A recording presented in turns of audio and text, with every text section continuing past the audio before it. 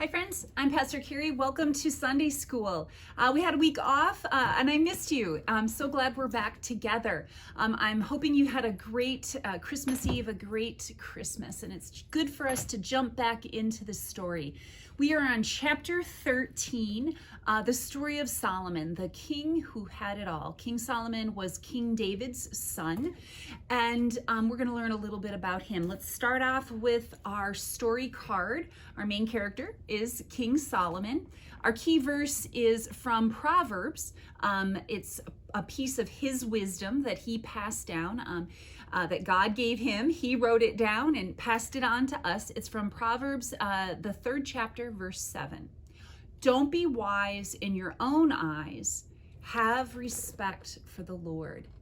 Don't be wise in your own eyes. Have respect for the Lord. Isn't that interesting? We've been talking before we entered our season of Advent, and we were doing the ABCs during Children's Moment in church. Weren't we talking about reverence, respect for God? And here we have Solomon, one of the wisest men who ever lived, giving us, loving us enough to tell us the truth.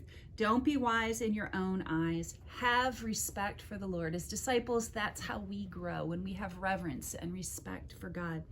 Let's learn a little bit about King Solomon. He was the son of David and Bathsheba. He built the temple of Jerusalem. He was blessed by God with great wisdom and great wealth. He wrote the books of Proverbs, Song of Songs, and Ecclesiastes. And unfortunately, like so many of our main characters throughout this story, we want to learn from all of their good choices, all of their choices where they were intentionally following God on purpose. And we will also learn from their bad choices. We will look at the times when they did things their way instead of God's way. We will see how that didn't work out well, and we'll tuck that away and say, you know what, I'm going to learn from their mistake, and I'm not going to make the same mistake as I move forward. Once I've been given that good news, that and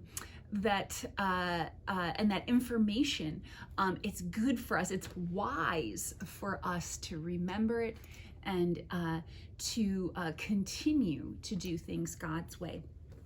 So let's ask ourselves the questions we've been asking all through our journey through the story. Who is God, and what does God want from us? And what's so amazing about today's story is it's full of questions. It's full of questions. God asks Solomon, what would you like? You can have anything you want. What would you like? And Solomon shows his wisdom right from the very beginning, because he, instead of asking for wealth, instead of asking for influence, instead of asking for stuff, he asked for wisdom. And here, friends, listen to this. He asked for wisdom not just so that he could benefit from wise choices. He asked for wisdom so that he could rule God's people well. Yeah, he could rule God's people well. What an example that is to us. What an example that is to us, that when we ask for things of God, that we are asking for ourselves, but that we are also asking so that we can be a good example, a good help, a good support, a good person to journey with for other people. Yeah, I love this. So who is God? God is someone who asks questions. God is someone who asks us questions. God asks us, what would you like? What do you want? Will you cooperate with my plan for you? Will you serve my people? Will you allow me to forgive you? Will you allow me to make you whole? Will you allow me to make you holy, to set you apart as a disciple? Will you allow my joy to fill you? God asks us questions. So let's be ready. Who is God asking us to be? God is asking us to be people listening for those questions. God is asking us, I have my wise owl here. God is asking us to be wise and to ask for more wisdom, to ask not necessarily for the wisdom of humankind, but for the wisdom of God. There's lots of wise things we know and we can tell each other as human beings. And then there is a type, a kind, a flavor, a variety of wisdom that will only come from God, right? It will only come from that mysterious place of trusting in God, of trusting God to do for us what we can't do for ourselves. That's the root of faith, isn't it? That we trust God to do for us what we can't do for ourselves. That's real wisdom. Who is God? God asks us questions. Do you remember from the story in Genesis, after Adam and Eve had done things their way instead of God's way? God knew exactly where they were. Here's the beautiful thing. God knows the answer to the questions God's asking us.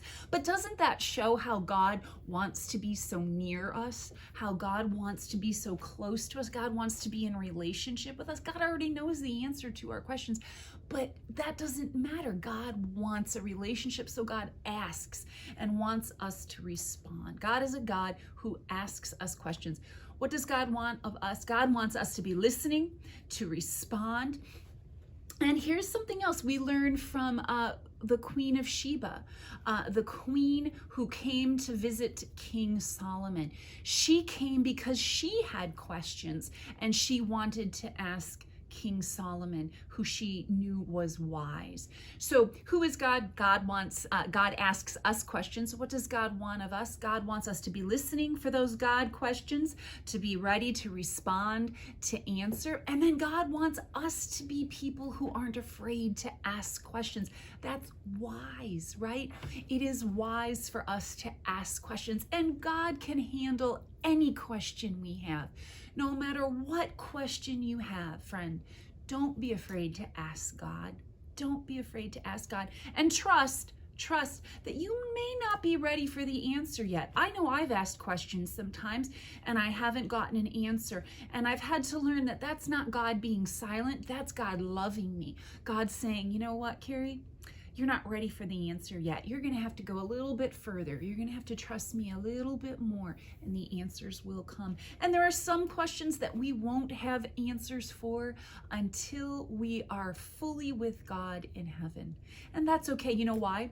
Because just like God is so big, God's love is so big, sometimes our brains aren't big enough for the answers. So that's another way we can trust God's love.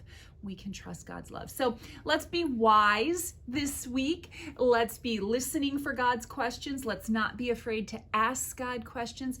And we will stay in that place where we are looking and searching for the ancient paths, the ways, the paths that are good, that lead to peace for our souls. All right, friends, have a great week. Think of all sorts of questions. Ask your parents, ask your grandparents. Feel free to email or text me.